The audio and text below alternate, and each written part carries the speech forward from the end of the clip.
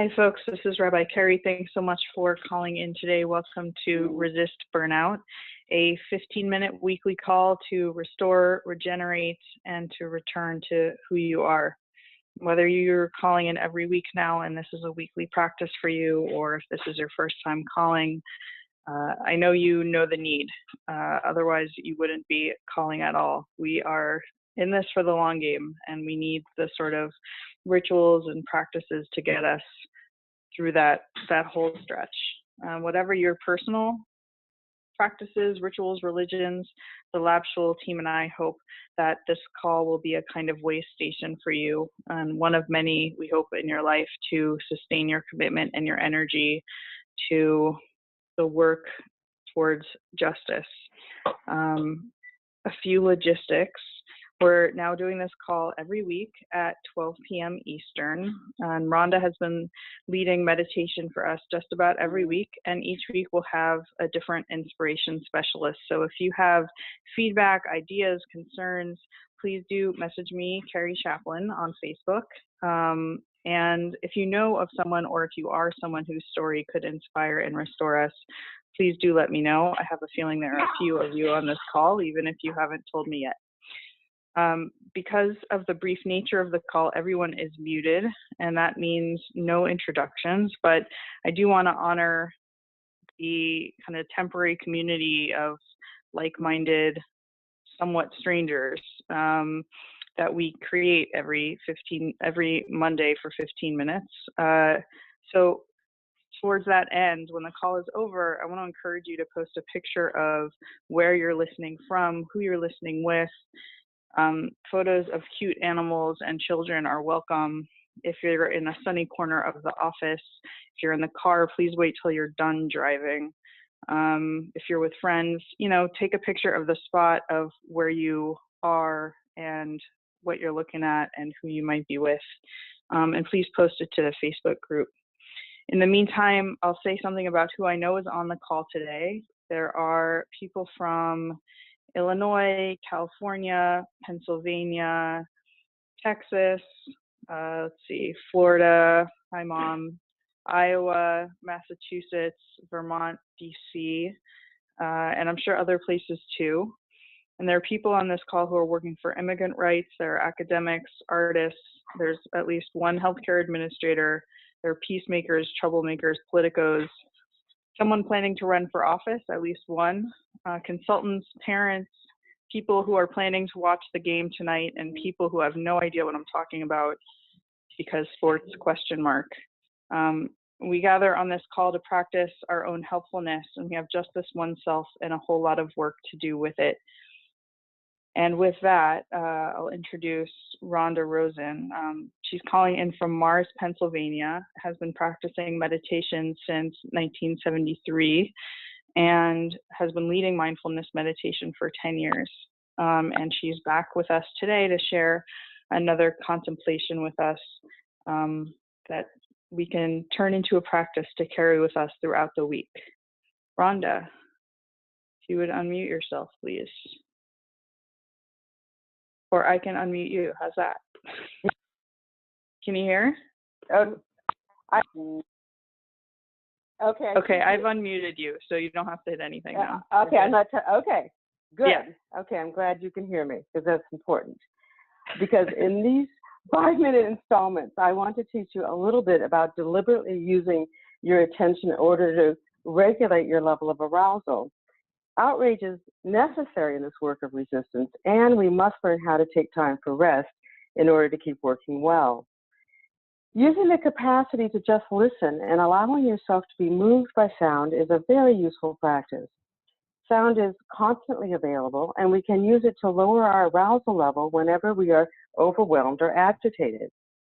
When I worked full-time and was driving the 20 minutes home to our 4 kids, husband, and assorted pets, I knew I would be going from one place of intense demands to another. I would put music on in the car in a music therapy sort of way.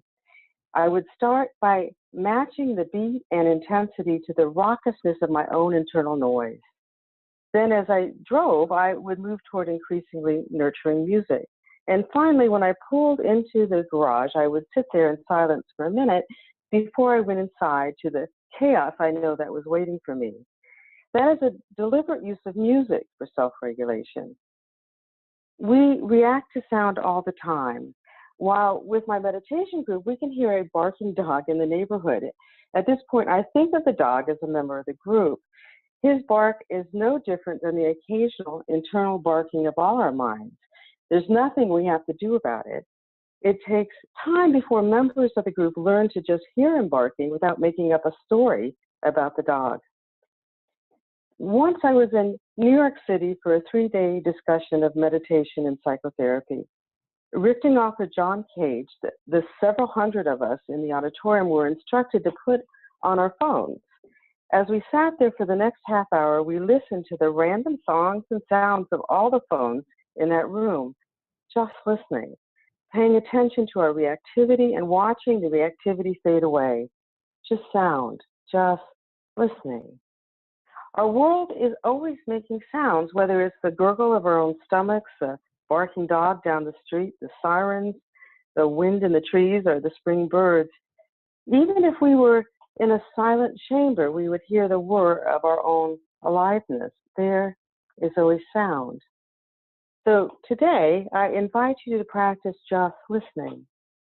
We are doing this to give ourselves a chance to learn how to be passive and receptive, to move from doing, fixing, or solving something to just being here. There is nothing to do. There are no roles we need to play right now. We are just listening.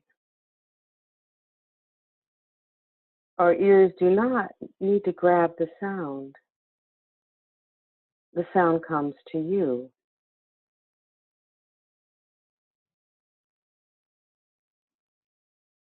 You can decide that you are safe enough right now not to have to figure out what the sound is.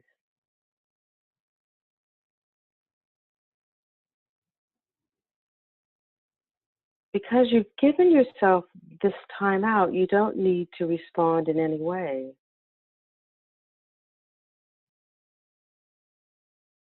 Just having the ears open.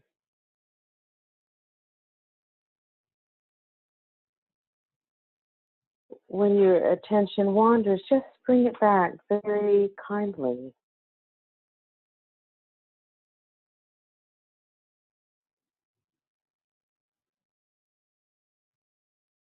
You might notice the movement of your own breath as you listen. You might notice how you react to the ambient sounds. You might notice the timbre of my voice.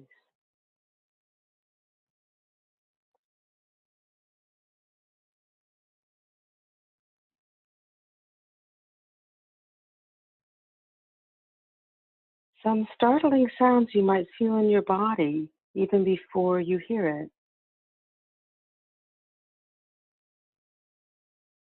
Just sound, now, transient.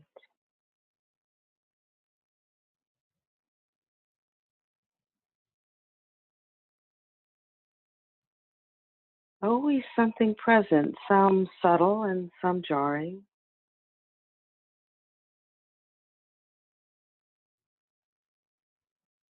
And bring the attention back to whatever sound you hear.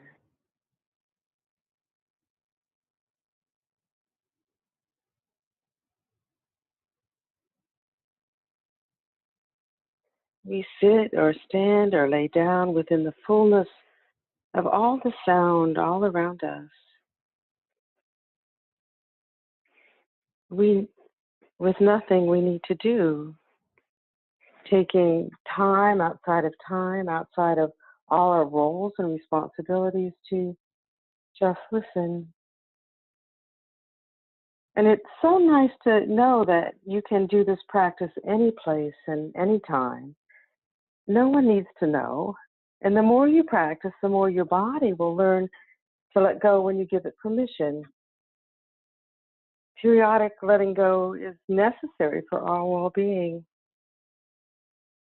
Very good. Thank you. Thank you, Rhonda, for inviting us to receive sound. And that's a very easy transition to introduce Shira Kline, who is, let's call her a sound expert. She's an artist, a musician, Lab Shul's ritual director, and she speaks the language of music and children and sound and playfulness. Shira. Yes. Hi, can you hear me? Welcome. Yeah, we can hear you. Wonderful. Hi, everybody. Rhonda, thank you for that. I'm really struck by the note of not needing to reach out to each other because we're already in presence with each other. And that's essentially the same thing that I'm feeling with music these days and our activism and our choice to use it in form of resistance. So I want to talk for just a second about the notion of being a part of the choir and joining the choir, and how when we invite people to sing with us, it's that other language, the music speaks louder than words language, to invite people in, completely bypassing the intellect, potentially even circumventing all of our debates and insecurities and egos, and going straight to the most basic fundamental thing that our bodies do, which is vibrate. So in your spot right now, I just want to invite you to put your hand on your chest or on your stomach, whichever one feels a little bit even more of an open, available, accessible source of your power. And I just want to invite you to hum. And I want you to hum on this note.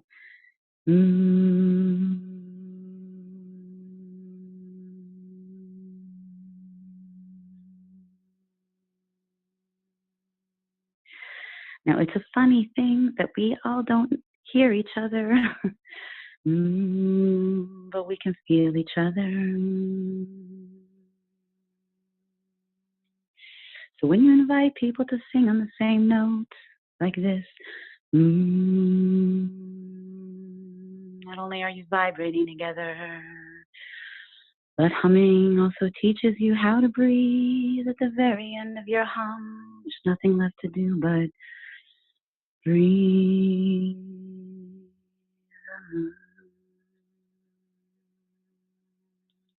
And as activists and marchers and troublemakers and creators and players, we all know that everything comes back down to being able to take a deep breath together. And then the output, it's a big vibration, and it basically fundamentally comes down to the buzzing of the whole planet, the buzzing of the body, the buzzing of the breath, the buzzing of our people, the buzzing of the ones we know and love and know and don't love yet. All of us buzzing together on the same buzz. So hold your hand on your heart. Take a deep breath when you're ready.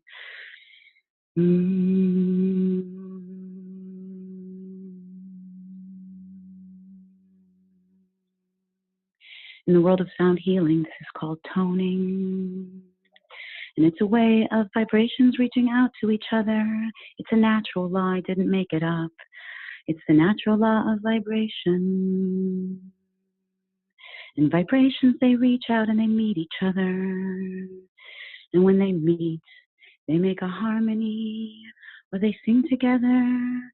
But when you meet a vibration, you know it's true, because you don't feel that dissonance.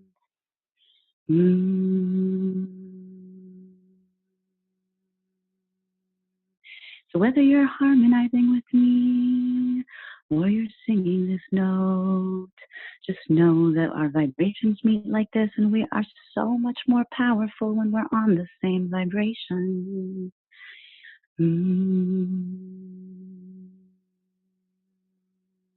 And when you invite everybody to hum together and sing like this, nobody can get it wrong. Everyone is invited to join together as one. And from here, you can sing anything you want, just holding together the choir on this note. Keep humming, keep humming. Light is returning, even though this is the darkest hour, no one can hold back the dawn. Let's keep it burning. Let's keep the light of hope alive. Make safe our journey through the storm.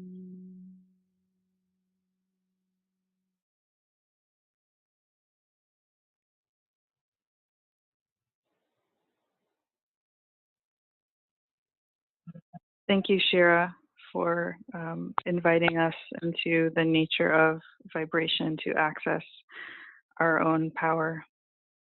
And this week, may we receive sound to practice passivity. May we create vibration to know our power, and may we have the wisdom to know the difference for each moment, both the moments to receive and the moments to create. In closing, I want to invite you to please post a picture of who you are, or of yourself. Yeah, that's possible too, of who you're with, of where you are, so that we can, if we can't hear one another, we can feel one another's vibration and see one another's places and who we are. Please post a photo on Facebook. Thanks so much, everybody, and I look forward to being again with you next week.